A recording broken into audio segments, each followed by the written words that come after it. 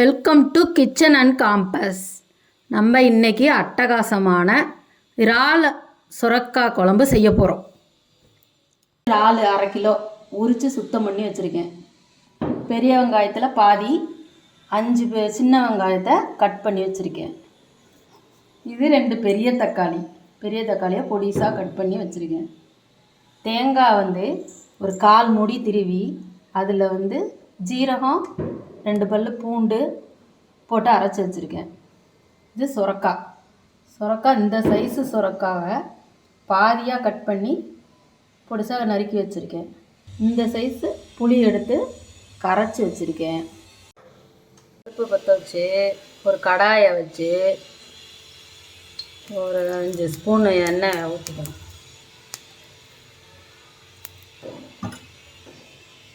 எண்ணெய் காஞ்சோடனே ஒரு 1/2 ஸ்பூன் சோம்பு போட்டுக்கணும். வெந்தயம் போட்டுக்கணும்.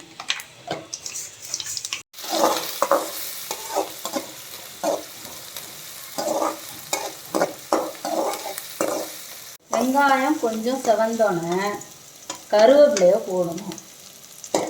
கருவேப்பிலையை போட்டு 2 வதக்கிட்டு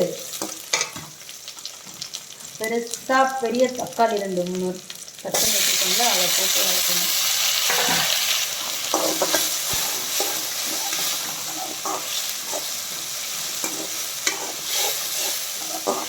ஒரு மஞ்சத்தூள் ஒரு 1/4 ஸ்பூன் போட்டுக்கணும்.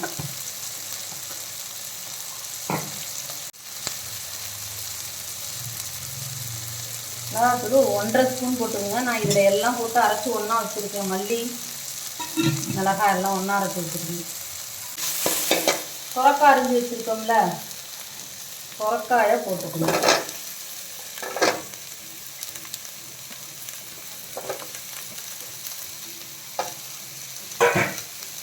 சுரக்காயும் போட்டு வதக்கிட்டு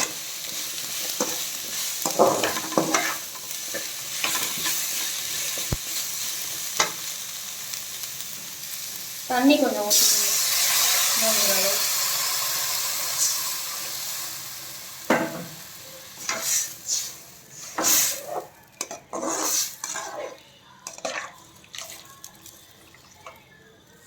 சுரக்காய் முக்கால்வாசி வந்துடுச்சு. நீங்கள் வேக விட்டுருங்க. முக்கால்வாசி வெந்தோட கல் உப்பு சேர்த்துக்குங்க.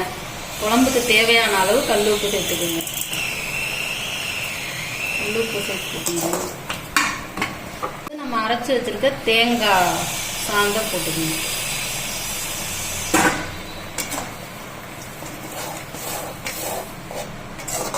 இதோட இப்போ நம்ம உரிச்சு சுத்தம் பண்ணி வச்சிருக்கோம்ல இறால், இந்த இறாலை ஒன்றா சேர்த்துக்கணும். இறாலை சுரக்காயோட போட்டு வதக்கியும் செய்யலாம், இப்படியும் செய்யலாம். வதக்கி செஞ்சு ரொம்ப நேரம் கொதிச்சுச்சுன்னா இறால் ரப்பர் மாதிரி ஆகிடும். இப்படி சாதாரணமாக நம்ம போட்டு கொதிக்க வச்சோம்னா நார்மலாக சீக்கிரம் வெந்துடும். வேற இறால் கொதிக்க வச்சு சரிங்க. தேவையான அளவு தண்ணி கொஞ்சம் ஊற்றிக்குங்க. குழம்புக்கு தேவையான அளவு ஊற்றிக்குங்க. போதும்.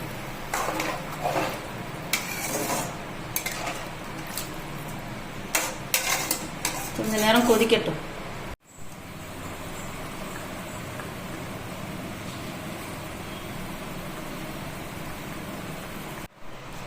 குழம்பு கொதி வந்ததுக்கு அப்புறமா கொஞ்சோண்டு நம்ம புளி கரைச்சி வச்சிருக்கோம்ல, அந்த புளியில கொஞ்சோண்டு ஊற்றி விட்டுணும். ஊற்றி விட்டு நல்லா தேவையான அளவு திக்னஸ் தேவைப்படுற அளவு வந்தோடனே குழம்பு எடுத்து வச்சுட்டு மல்லித்தலையும் கருவேப்பிலையும் தூவி விட்டுக்க வேண்டியதுதான். இறால் சுரக்காய் குழம்பு ரெடி. உங்களுக்கு ஈஸியான முறையில் சொல்லி கொடுத்துருக்கேன். நீங்களும் உங்கள் வீட்டில் செஞ்சு பார்த்துட்டு உங்கள் கமெண்ட்டை சொல்லுங்கள்.